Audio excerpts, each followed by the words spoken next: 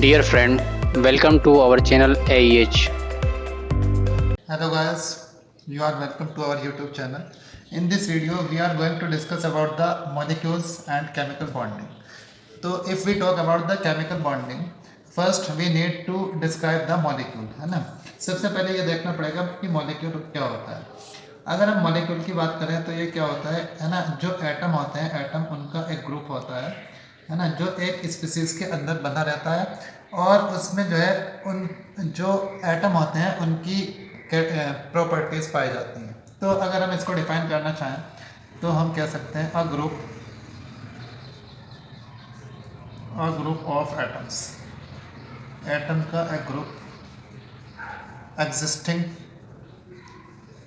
Existing together, जो एक साथ एग्जिस्ट कर रहे हों as one species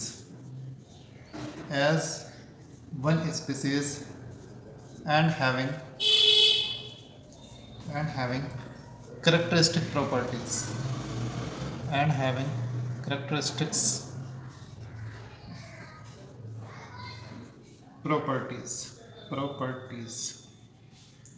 is called a molecule।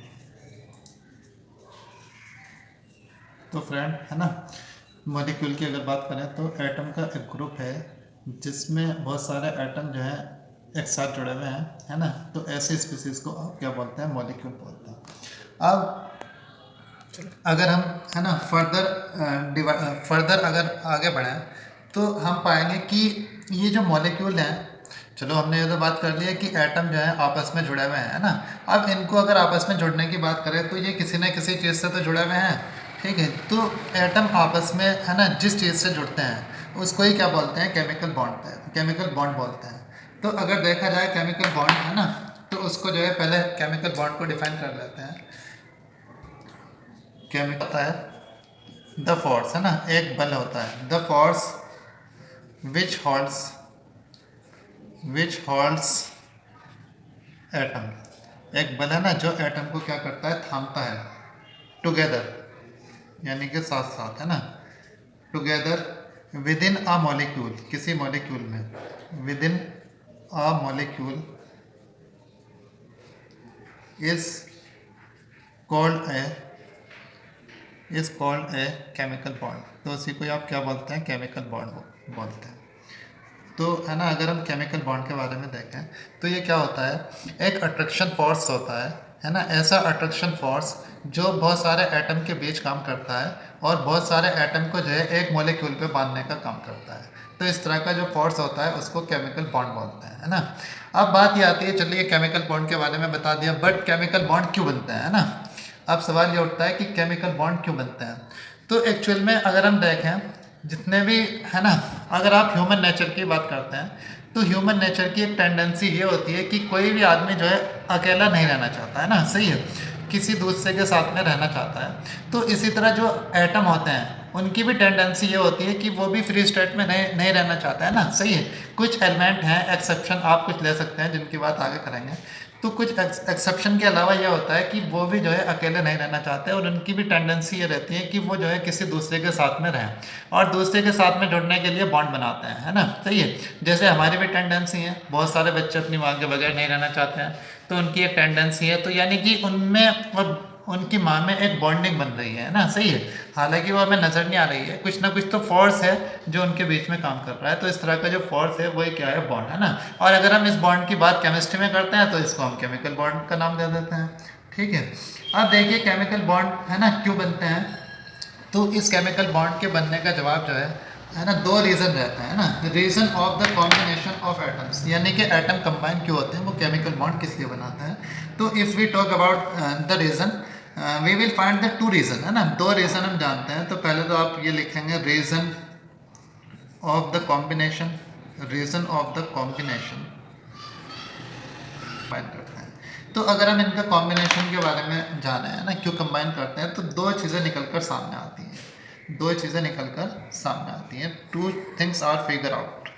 तो एक तो होता है ऑक्टेट रूल, है ना, ऑक्टेट रूल जिसके बारे में हम अभी बात करते हैं, ऑक्टेट रूल। और सेकंड थिंग होती है acquiring stability, acquiring stability, acquiring stability कि परमाणु क्या करते हैं, स्टेबिलिटी को एक्वायर करना चाहते हैं ना, सही है। और एक रीज़न क्या होता है, ऑक्टेट रूल होता है।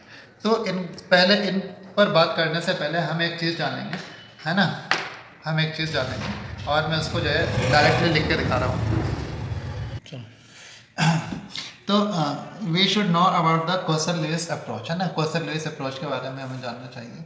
देखो कोसल लुईस अप्रोच है ना, वैसे तो बहुत आदमी ने जो है केमिकल बॉन्डिंग के लिए, है ना, बहुत सारी बातें बताई, लेकिन उसमें सर्वमान्य बात जो थी वो कोसल लुईस की थी।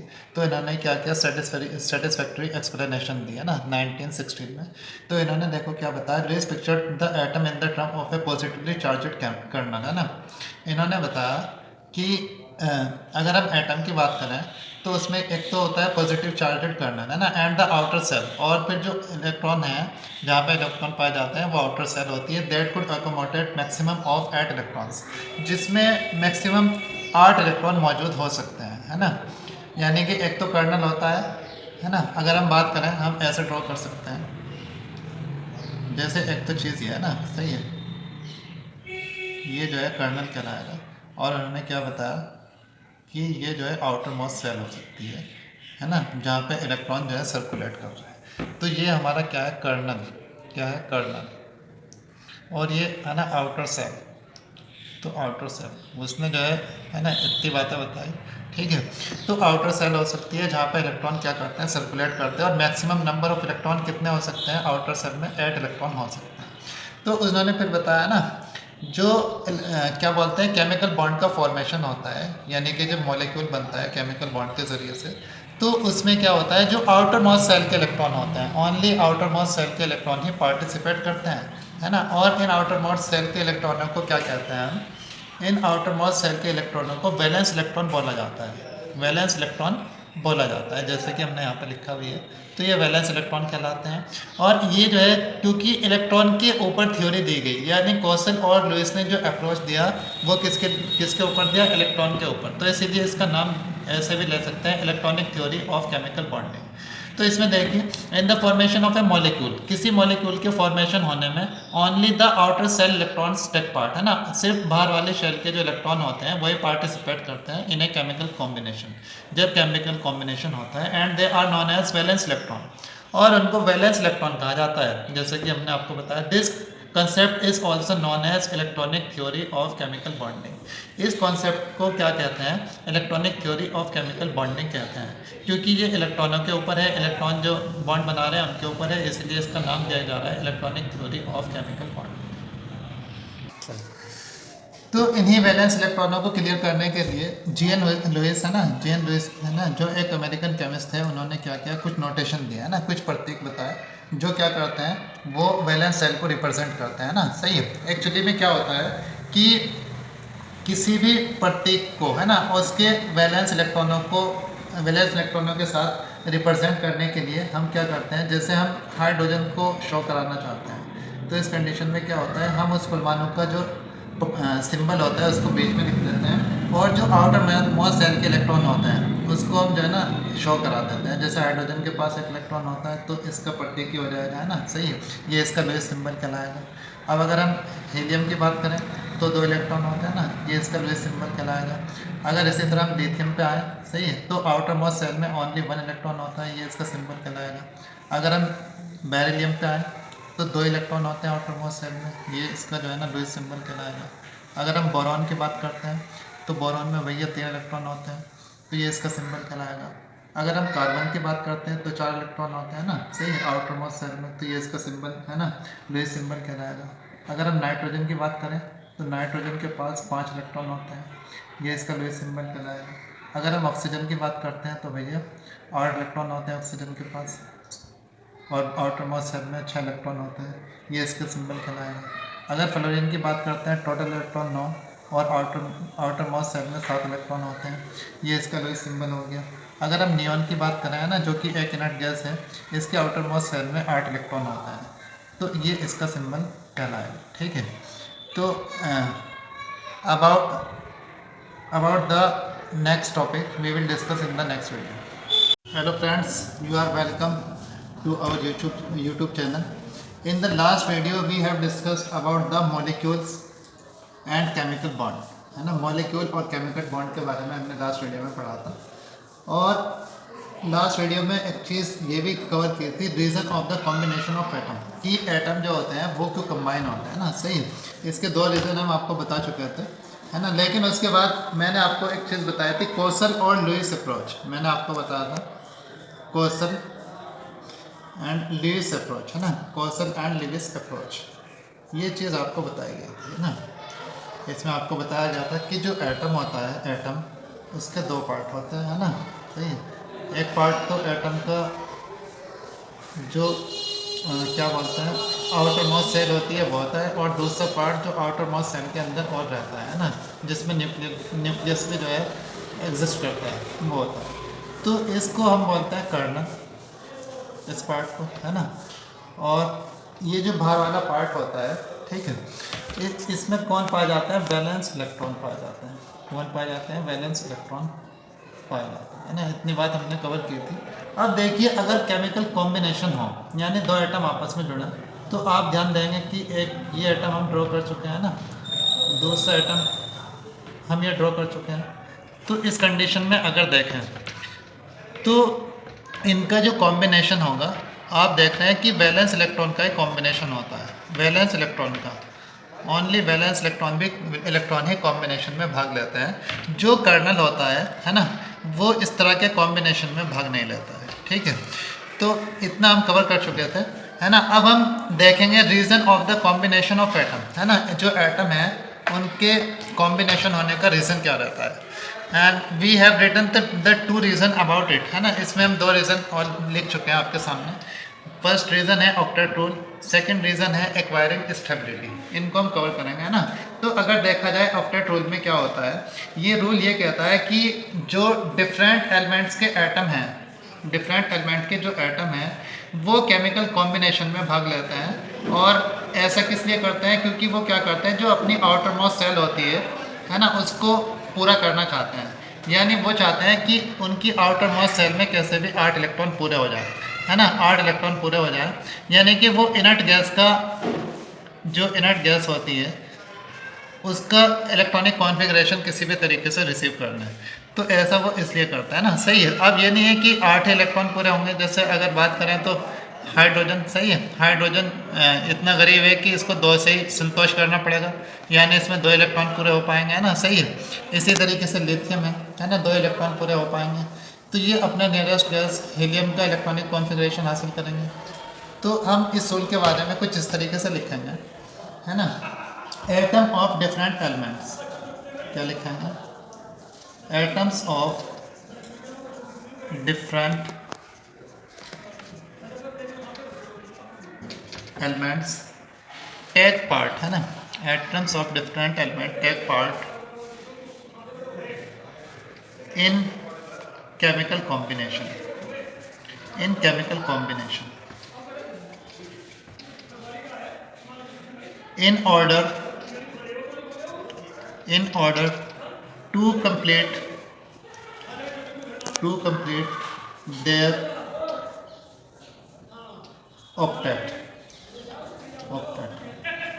और ये फिर कह सकते हैं to attain the electronic configuration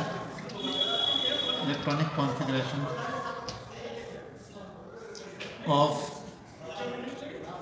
inert gas, है ना।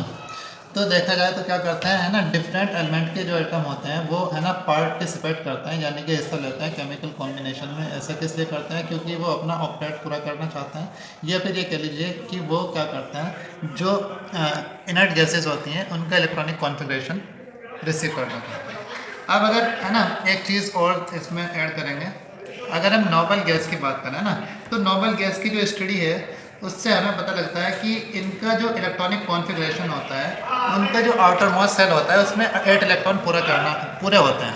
तो यही ये रूल करता है ना। सही है। यानी कि जितने भी एटम होते हैं वो अपने आउटर मोस्ट सेल में 8 इलेक्ट्रॉन ही पूरे करना चाहते हैं। तो हम इस बात को ऐसे रिप्रेजेंट कर सकते हैं the study of noble gases, the study of noble gases suggests, sorry इस तरीके से that neither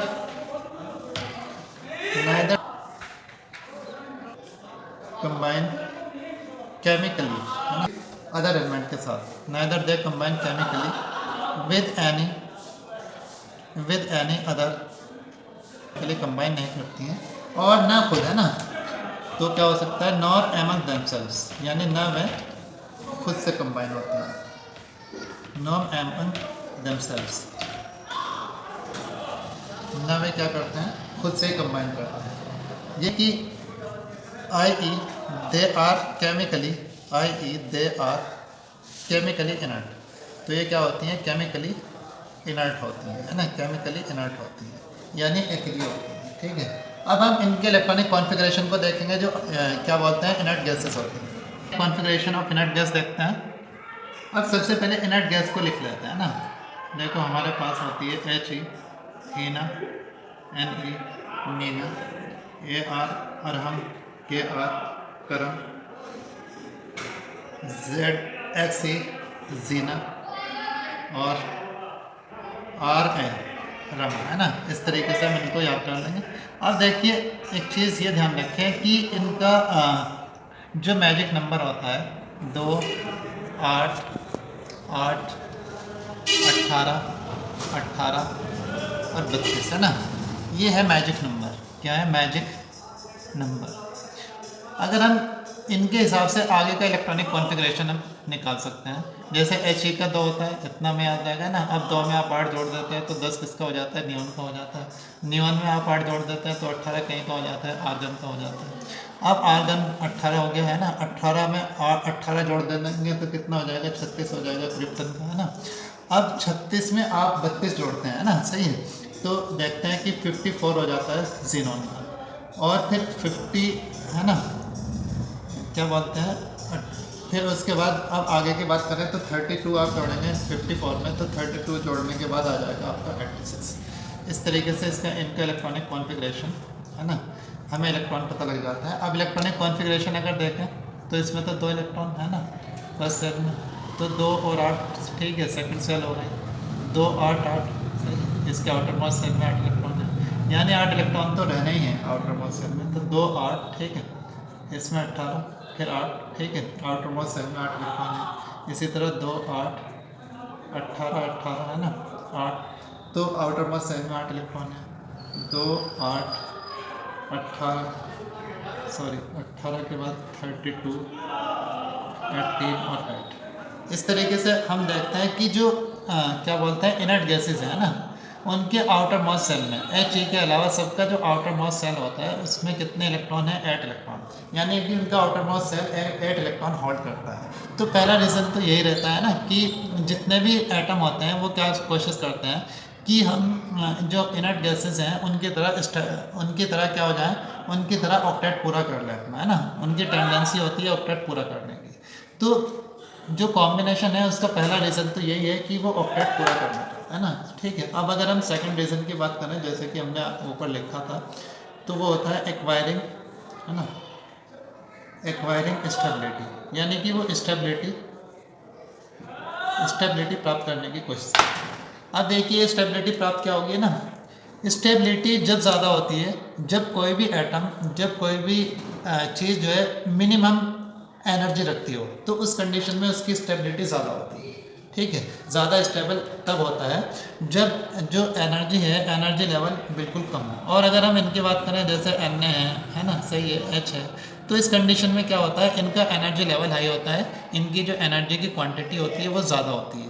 क्योंकि अगर कोई भी सेपरेट एटम है तो उसकी क्वांटिटी एनर्जी की ज़्यादा होगी, लेकिन वो जब कंबाइन हो जाएगा, जैसे अगर इसकी बात करते हैं H2, तो इस कंडीशन में कंबाइन होता है, और कंबाइन होने के बाद इसका एनर्जी लेवल जो है कम हो जाता है, और एनर्जी लेवल जितना कम हो जाता है उतनी ही क्या होती है, स्टेबिलिटी ज़्यादा होती है। तो यानी कि सीधी सी बात यह है कि जितने भी एटम होंगे वो क्या करेंगे, स्टेबिलिटी प्राप्त करने की कोशिश करेंगे। और स्टेबिलिटी कब प्राप्त होगी, जब उनकी एनर्जी कम होगी, और एनर्जी कब होगी, जब वो केमिकल बॉन्ड बनाएंगे। तो एक बॉन्ड बनाने का रीज़न ये भी रहता है, ठीक है। I think in next topic we will discuss in the next video, because if we continue our talk, the video will be too long. Dear friend, please like, shares and subscribe to our channel. Please press bell icon so that you can get new video notifications.